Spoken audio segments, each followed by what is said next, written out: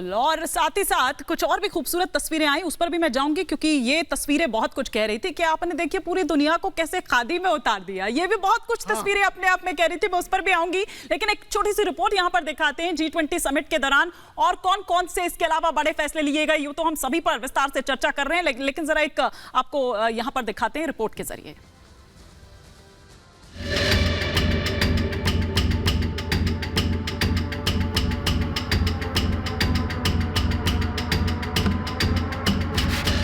Brazil के राष्ट्रपति और मेरे मित्र लूला डी सिल्वा को हार्दिक शुभकामनाएं देता हूं और मैं उनको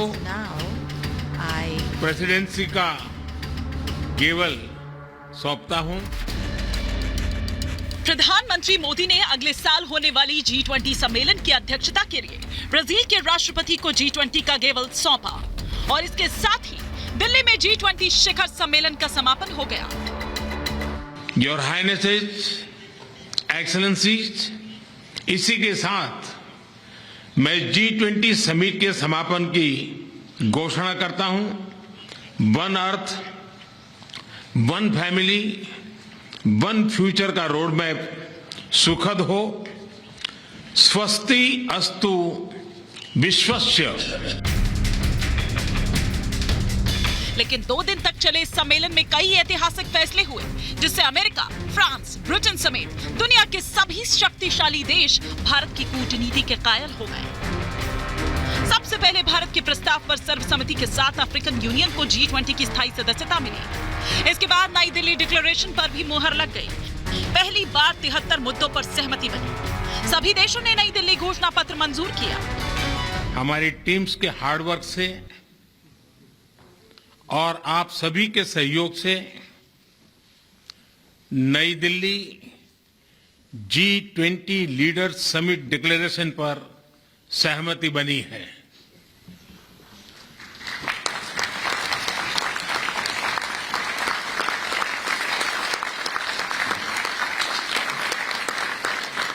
मेरा प्रस्ताव है कि इस लीडर्स डिक्लेरेशन को भी एडॉप्ट किया जाए। नई दिल्ली डिक्लेरेशन को बिना किसी फेरबदल कर सर्वसम्मति से पास कराना आसान नहीं था, क्योंकि चीन अड़ंगा लगा रहा था। तो उधर यूक्रेन जंग की वजह से यूरोपियन यूनियन समेत पश्चिमी देशों और रूस में भी अनबन थी।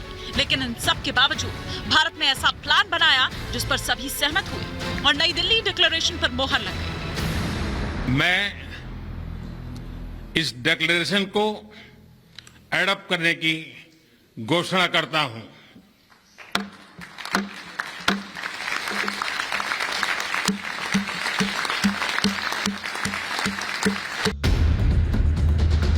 नई दिल्ली डिक्लेरेशन के साथ ही G20 के पहले दिन ग्लोबल बायोफ्यूल अलायंस भी हुआ।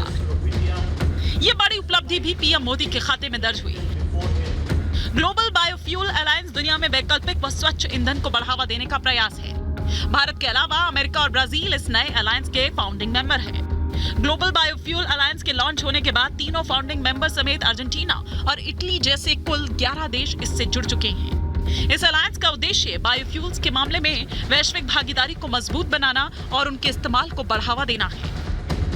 यानी G20 शिखर सम्मेलन में ये एक और बड़ी कामयाबी दर्ज हुई और ऐसे फैसलों ने सम्मेलन को कामयाबी के शिखर तक पहुंचा दिया। Bureau report, Republic Bharat. तो ये तस्वीरें हम आपको दिखा रहे थे, ये छोटी सी रिपोर्ट हमने आपको दिखाई। कुछ और भी तस्वीरें हैं, लेकिन पहले आपको बताते हैं कि किस तरह से दरअसल दुनिया मोदी की मुरीद हो गई। प्रधानमंत्री मोदी को इस पहल के लिए किस तरह से धन्यवाद कौन देते हुए नजर आए। सबसे पहले तो अमेरिकी राष्ट्रपति जो बाइडेन, जब वो वियतनाम के लिए रवाना होते हैं, उसके बाद वो कहते हैं कि भारत ने जबरदस्त काम किया है और साथ ही साथ ये दुनिया को जोड़ने की एक शानदार पहल है। फ्यूचर में गेम चेंजर साबित होने वाला है ये जो दरअसल G20, जिसको एक और शगुन दिया गया है 21 का।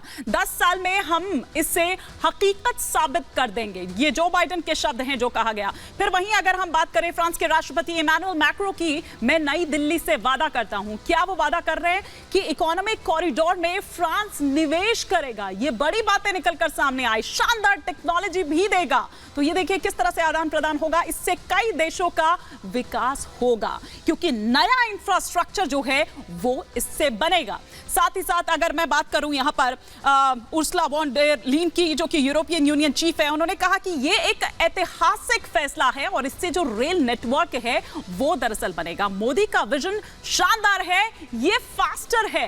पहली बार 2 महाद्वीप जो हैं वो जुड़ने जा रहे हैं। छोटे से छोटे और गरीब देशों को भी इससे फायदा होगा। जैसा कि हमेशा से ही प्रधानमंत्री ये कहते हैं कि अंतिम व्यक्ति तक वो चीज जो है उसका फायदा जो है वो दरअसल पहुंचना चाहिए।